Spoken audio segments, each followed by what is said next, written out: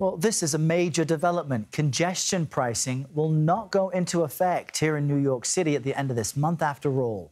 New York's Governor Kathy Hochul announced today that this first-of-its-kind initiative is postponed indefinitely. Now, on this map, you see the area affected. Under the plan, most drivers would have to pay $15 to enter Manhattan at or below 60th Street during peak hours.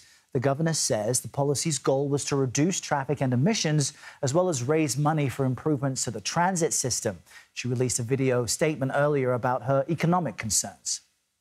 So after careful consideration, I have come to the difficult decision that implementing the planned congestion pricing system risks too many unintended consequences for New Yorkers at this time. For that reason, I have directed the MTA to indefinitely pause the program. Let's bring in CBS News New York reporter Lisa Rozner. She's outside of the governor's office here in New York City with more on this. There was such an effort and a push to get this done. Why is the governor reversing course?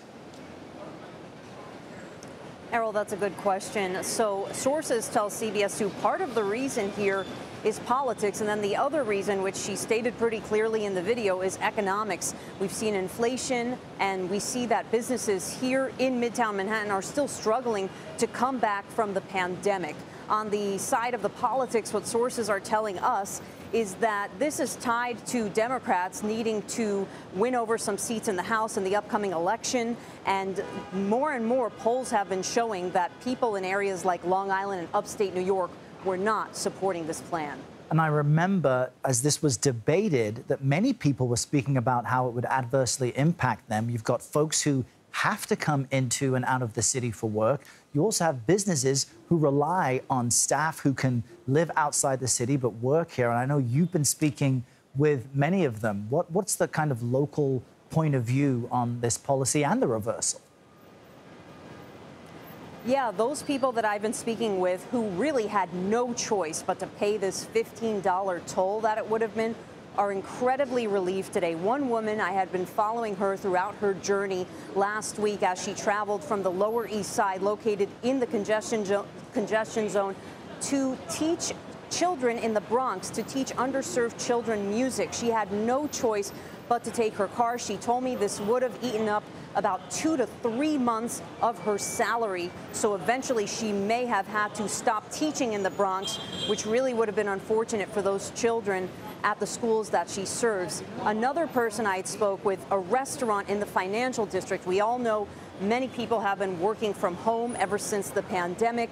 And this restaurant in particular has not seen business back up to pre-pandemic levels. A lot of his clientele was coming in from outside the congestion zone, treating it as a nice night out. He was getting ready to potentially lay off 30 to 40 people, projecting that he was going to lose customers because of this. And that really makes the point. Many businesses have not recovered post-pandemic. The governor says this is postponed indefinitely. I know that some lawsuits may have been brewing. So what happens now? Is this dead for good? Or, as the governor said, will they look at other ways of getting funds to the transit system? Yeah, there's really no clear-cut answer that I've seen right now from speaking to different political leaders today as to when this may pick up again. We do know that Mayor Adams does support the governor in this decision. He said today that he wants it done right. So it sounds like they will be going back to the drawing board and making sure that this is rolled out in a more thought-out way, and also at a time when some of the New Yorkers that I mentioned can bear the brunt of this cost. The lawsuits, we know that at least one lawsuit is still going forward. That was a lawsuit from truck drivers, because truck drivers would have paid $24 to $36, depending on the size of the truck, to enter the zone. So still remains to be seen when this will go into effect, but we know for now it does not look like it will be this summer. Folks can breathe a sigh of relief for now, but this is likely not the last time we've heard of it. Lisa Rozner, thanks so much for your reporting. We appreciate it. Thank you.